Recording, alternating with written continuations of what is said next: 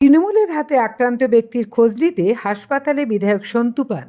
অনেকেই সোশ্যাল মিডিয়ায় তারকেশ্বর বিধানসভার বিজেপির প্রার্থী হয়ে দিকে দিকে ভোটের প্রচারে যাওয়ার সময় সন্তু পানের উদ্দেশ্যে কুৎসিত মন্তব্যের ডাস্টবিনে পরিণত করে দিয়েছিলেন আরামবাগ টাইমসের ফেসবুক পেজের কমেন্ট বক্স। কিন্তু সন্তু পান যে শুধুই সাংবাদিক থাকা অবস্থায় চোখে চোখ রেখে হচ্ছেটাকির মাধ্যমে শাসক দলের নেতাদের রীতিমতো পর্যদস্ত করেছেন তাই নয়, তিনি ভোট প্রচারে বেরিয়ে প্রতিটি এলাকায় সাধারণ মানুষের কাছে পরিষ্কার বার্তা দিয়েছিলেন তাকে জয় এনে দিলে তিনি ঘরের ছেলে হবেন, মানুষের পাশে থাকবেন।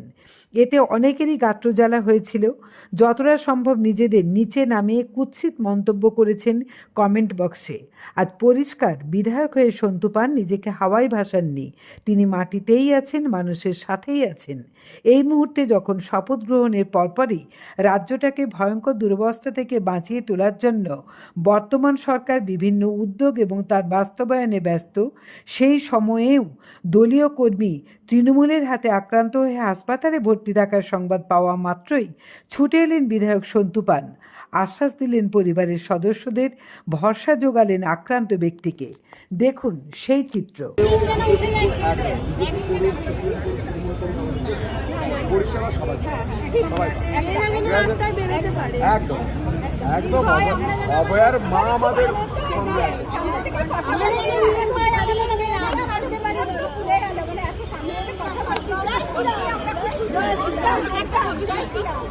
খুব খুশি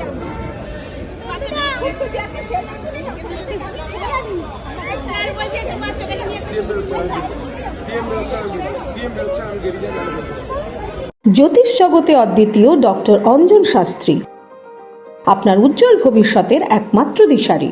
call for booking 7477886099 or log in www.anjanshastri.com। Download করুন আমাদের exclusive mobile app astro Anjan.